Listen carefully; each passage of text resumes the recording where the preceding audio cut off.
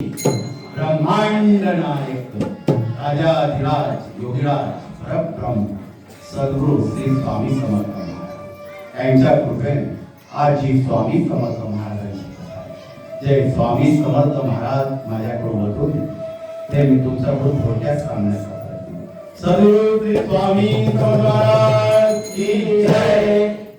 श्री स्वामी समर्थ अनंत कोटी ब्रह्मांड नायक राजाधिराज योगीराज परब्रह्म सद्गुरु श्री स्वामी समर्थ यांच्या जो आनंद आहे तो ब्रह्मांड नायक आहे.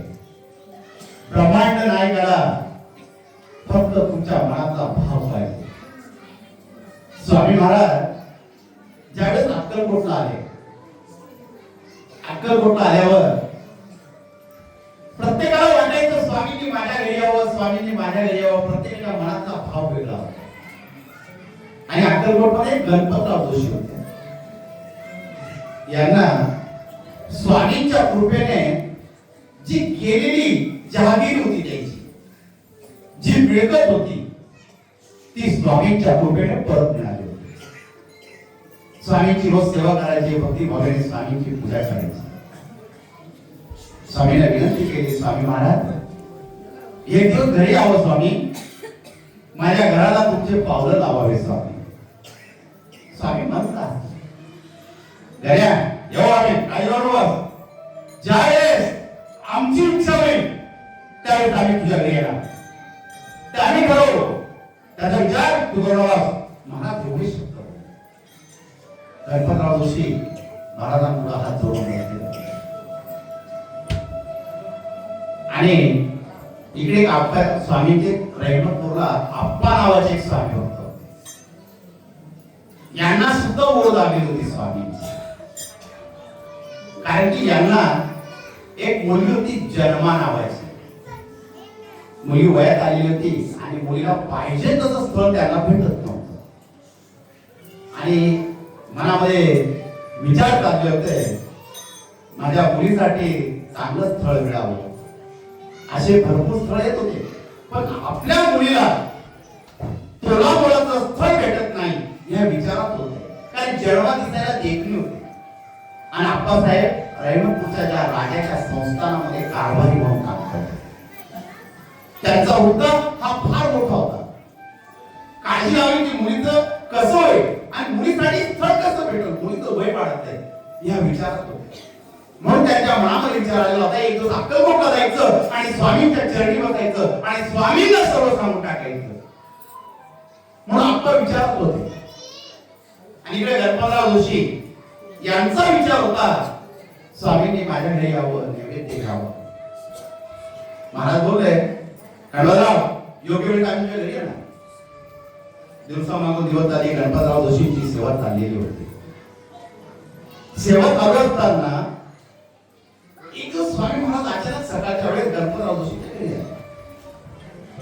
आणि दार ठोकावलं स्वामींनी, ए गणपत आलो रे दार बघ. महाराज थोड्या आवाजात बोलले. गणपतरावला कळून चुकलं स्वामी आपल्या दारी आलेले. गणपतरावने दार बोलले. स्वामी दिसले साक्षात. आज स्वामी माझ्या घरी आला स्वामी आहे. तो आनंद गणपतराव जोशींसाठी फार वेगळा होता. ब्रह्मांड नायक माझ्या दारापुढे उभा आहे. स्वामी समर्थ माझ्या दारापुढे उभे आहे. हा थरथर होत आहे. मुखामधून शब्द कसे बोलावे ती थरथरल्या जिभेने शब्द निघत होते. स्वामी स्वामी स्वामी स्वामी. छातीवर हात ठेवला आणि पत्नीला बरोबर स्वामी आले. स्वामीचे चरण होते. स्वामीला घरामध्ये बोलवले. ए गणपता आज तुझ्याकडे स्नान करायचं ठरवलं आम्ही. स्नानाची व्यवस्था आहे. गणपतराव जोशींनी स्वामींसाठी पाणी तापवलं. स्वामीला चौरंगावर बसवलं. स्वामी महाराज चौरंगावर बसवले. चंदनाने स्वामींना स्नान घालण्यात आलं. महाराजांना स्नान घालत असताना पूर्ण शरीराला चंदन लावत होते गणपतराव. स्वामी मंद हसत होते. आणि गणपतरावांना आनंद एवढा होता ब्रह्मांड नायकाला माझा स्पर्श होतोय. मी प्रत्येक स्वामींच्या शरीराला स्पर्श करतोय. तो आनंद माझ्यासाठी फार वेगळा आहे. स्नान झालं. स्वामींना रेशमी असा सुंदर असा पितांबर या गणपतराव जोशींनी नेसायला. महाराजांनी त्याचा पितांबर नेसला आणि महाराज बसले होते. जेवणाची तयारी चालू होती. महाराजांची जेवणाची तयारी चालू असताना रांगोळ्या काढल्या, स्वामींना बसण्यासाठी आसन बसवलं. स्वामी महाराज बसले आणि त्याच वेळेला महाराज बसलेले असताना ताट वाढायला सुरुवात केली आणि गणपतराव जोशींच्या मनामध्ये विचार येऊ लागले. महाराजांना मी इतका सुंदर रेशमी पितांबर दिलेला आहे, जर स्वामी घरी घेऊन गेले तर स्वामीकडे कसा मागावा? हा रेशमी पितांबर स्वामी घेऊन जातील तर आपण स्वामीकडे मागायचा कसा? त्यांच्या मनामध्ये विचार येऊ लागला. स्वामींनी भेदक नजरेने गणपतराव जोशींकडे बघितले. या गणपतराव जोशीच्या मनामध्ये एवढाही विचार आला नाही, एवढी संपत्ती ज्या ब्रह्मांड नायकामुळे मला मिळाली, जाहीर मिळाली आणि त्या रेशमीमध्ये त्या पितांबरामध्ये मला जीव अडकला कसं काय, हे गणपतराव जोशीच्या डोक्यातच आलं नाही. गणपतराव जोशी मनामध्ये विचार करू लागले. स्वामींनी भेदक नजरेने त्याच्याकडे पाहिलं. स्वामी तिथून उठले. स्वामींनी अंगावरचा पितांबर काढला आणि त्या चौरंगावर स्वामी महाराजांनी फेकून दिला. दिगंबर अवस्थेत स्वामी महाराज निघून गेले. महाराज जोर जोरात पावले टाकून त्या घरातून निघून गेले. त्यांच्या मागे त्यांचे स्वामी भक्त निघाले. गणपतराव जोशी हात जोडून उभे राहिले. माझ्या डोक्यात काय विचार आला कसा? अरे ज्या ब्रह्मांड नायकामुळे माझी संपत्ती मिळाली, सर्व जहागिरी मिळाली आणि आज माझा जीव कसा अटकला, या पितांबरामध्ये माझा जीव कसा अटकला याचा विचार करू लागले आणि रडू लागले. डोळ्यात असून आता थांबत भानावर आले आणि तिथून पळत सुटले. स्वामींना रस्त्यामध्ये गाठलं. स्वामीचे चरण घट्ट पकडले. स्वामी क्षमा करा, स्वामी क्षमा करा, चुकलो मी. गणपतरावची पत्नी आली. दोघं जण स्वामी पुढे रडत आहे, क्षमा मागताय, क्षमा घ्या, क्षमा मागताय. स्वामी चूक झाली हो स्वामी, आमच्या मनामध्ये हा विचार आला कसा, आम्ही नाही बोलतो तो स्वामी. आणि त्यावेळेस स्वामीला राग खूप आलेला होता. स्वामींचे डोळे लाल तेज बंद झालेले होते. स्वामी ज्या अवस्थेत होते की स्वामींना शांत करणं हे शक्यच नव्हतं त्या ठिकाणी. गणपतराव जोशी हाताने स्वामीचे चरण धरताय, पाय चपताय. स्वामी क्षमा करा, क्षमा करा, क्षमा करा. आणि त्यावेळेस तात्या वैद्य समोरून आले. तात्या वैद्य स्वामींना हात जोडताय आणि स्वामींना सांगताय, स्वामी दुपारची वेळ झाली, स्वामी तुम्हाला भूक लागली असेल स्वामी, तर घराकडे जेवणासाठी चलावं. स्वामींनी मानावं. हो अरे आज आम्ही ट्रेन घेऊन ह्या गणपतरावचा जीव त्या पितांबरामध्ये अडकला. आमच्या बरोबर आज आता जाते तुम्ही रामभर पितांबरामध्ये जीव अडकवतो, आम्हाला जेवायला बोलवतो. अरे पितांबर महाराज त्यावेळेस रागामध्ये बोलू लागले. गणपतरावला इतका दुःख झालेलं होतं का, आपण पश्चाताप झालेला होता की महाराज माझ्याकडून काय झालं, ही चूक कोणती झाली. क्षमा मागू लागले. महाराज बोलू लागले, तू घरी चालता हो, तो पितांबर तुझी वाट पाहतोय घरी, चालता हो मी तो. महाराज तिथून निघाले आणि तात्यारावांच्या घरी आले. तात्या वैद्य त्यांची कधीपासून इच्छा होती स्वामींनी माझ्या घरी यावं, माझ्या घरी नैवेद्य ग्रहण करावा, 2 घास माझ्या घरी खावे. आज ती इच्छा पूर्ण होती. स्वामी महाराज तात्या वैद्यच्या घरी बसले नाही. स्वामी महाराज साक्षात नैवेद्य ग्रहण करताय. हा आनंद तात्या वैद्यांना झालेला होता. आणि स्वामी महाराज बोलले, तात्या अरे गेलो पाहिजे, आता आप्पा बघताय, आप्पा आप्पाच्या पोळीची काळजी आम्हाला करावी लागेल. तर तात्या चल आलो. महाराज तिथून निघाले. महाराजांनी एखाद्या उकळ टाकलं आणि तिथून दिगंबर अवस्थेमध्ये वटवृक्षाच्या छायेत निघाले. महाराज ज्यावेळेस वटवृक्षाच्या छायेकडे आले, महाराज त्या वटवृक्षाच्या छायेमध्ये बसलेले सर्वजण स्वामींकडे बघताय, स्वामींचा आनंदी चेहरा बघताय. कारण की ब्रह्मांड नायकाचं कधी कधी असं रूप वाटायचं ना की बघत राहावं.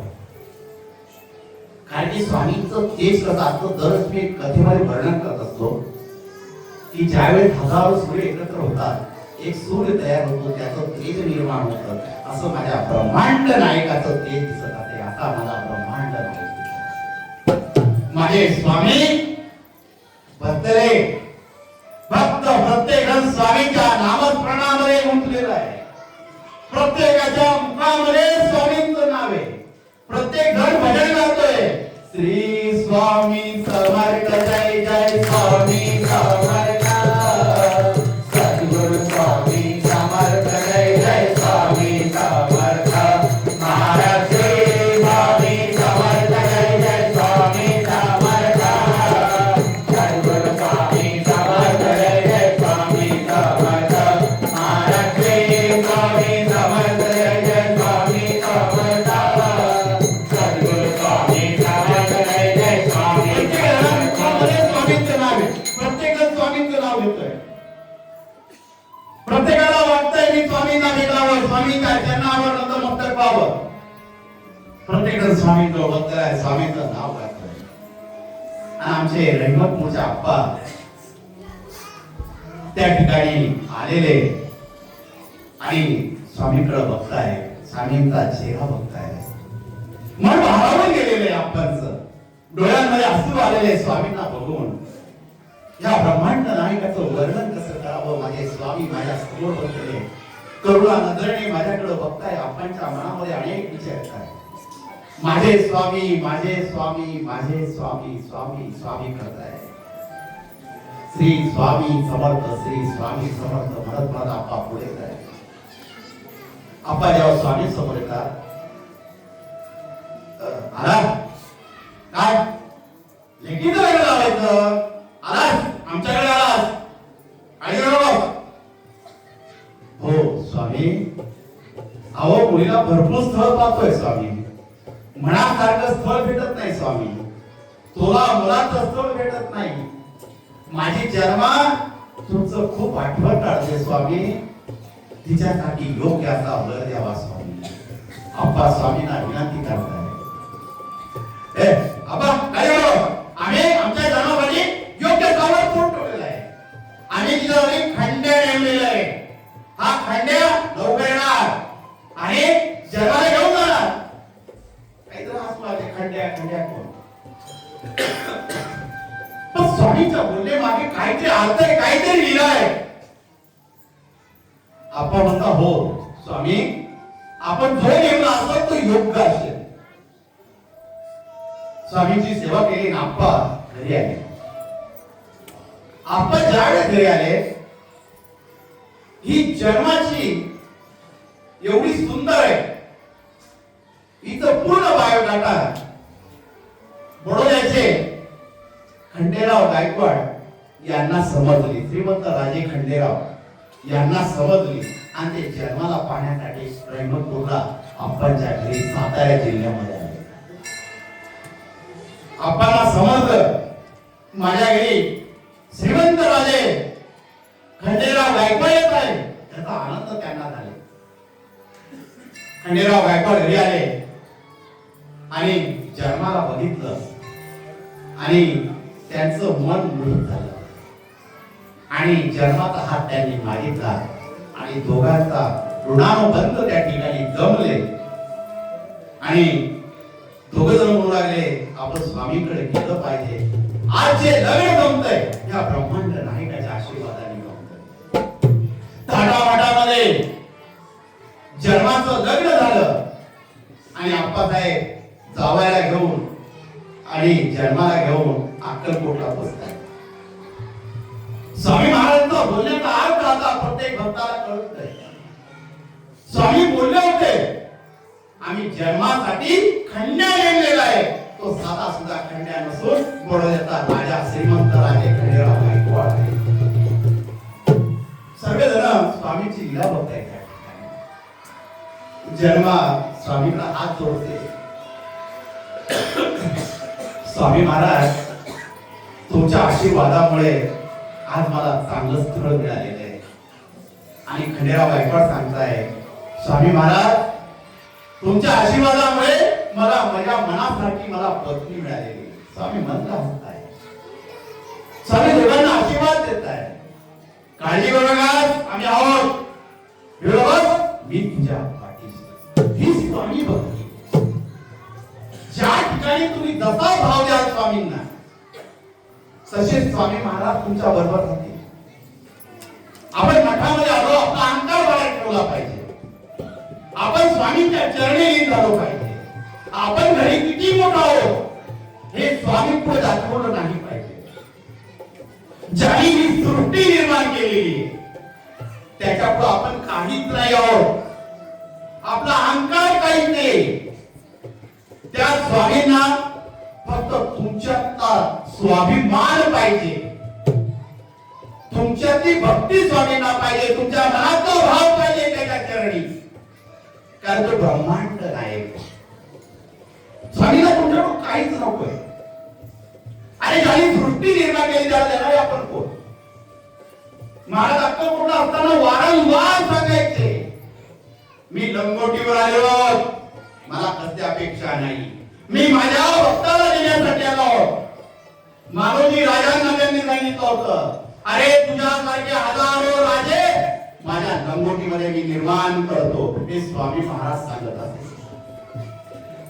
या ब्रह्मांड नायकाची कृपा अशी, तुम्ही जसा भाव ठेवाल तसे ते तुमच्या जवळ येते.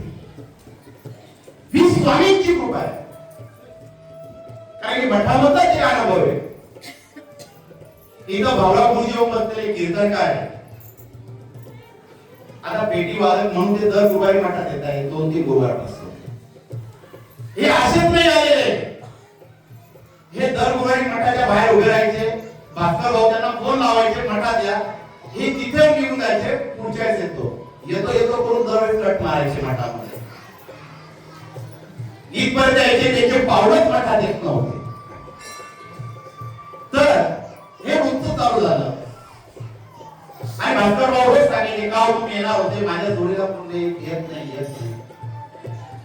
तर मागच्या 3 हप्त्यापूर्वी त्यांना स्वामींनी स्वप्नामध्ये दृष्टांत दिला आणि महाराज रागवले, अरे माझ्या मंदिरात यायला तुला वेळ लागते का? जर या गुरुवारी मठात नाही आला तर ध्यान ठेव. महाराजांनी त्यांना स्वप्नामध्ये दम दिला आणि मागच्या 2 गुरुवारपासून ते मठामध्ये हजर आहे. हा त्यांचा हे अनुभव आहे. त्यांना ज्याला बोलून घ्यायचं ते कसे बोलत असतात. ही महाराजांची कृपा आहे. गणपतराव जोशी यांच्या मनामध्ये श्रद्धा होती, पण महाराजांना त्यांच्या मनातला भाव ओळखला. आज दिखावा करतोय याचं मन पितांबरामध्ये अडकलेले. स्वामी महाराजांनी पितांबर भेटला तिथून चालते झाले. सेवा कुणाकडे होती? तात्याबा वैद्यांकडे. का? तात्या वैद्यांकडे मनापासून भाव होता की मला स्वामींना बोलवायचं. कारण कळवलं तसंच झालं. कळवलं 1 वर्षापासून कथा ठेवायची होती आणि 1 वर्षापासून काही ना काही अडचण येत होत्या. त्या कथेसाठी प्रत्येक जण प्रयत्न करत होता. आणि ह्या मागच्या शुक्रवारी आम्ही कळवलला गेलो आणि अचानक ठरलं, मनी नाही, ध्यानी नाही, तयारी नाही, काहीच नाही. महाराजांच्या पादुका कळवलमध्ये ना श्री कैलास शेठ देवळे यांना मी आमंत्रित करतो. त्यांनी व्यासपीठाजवळ यायचं.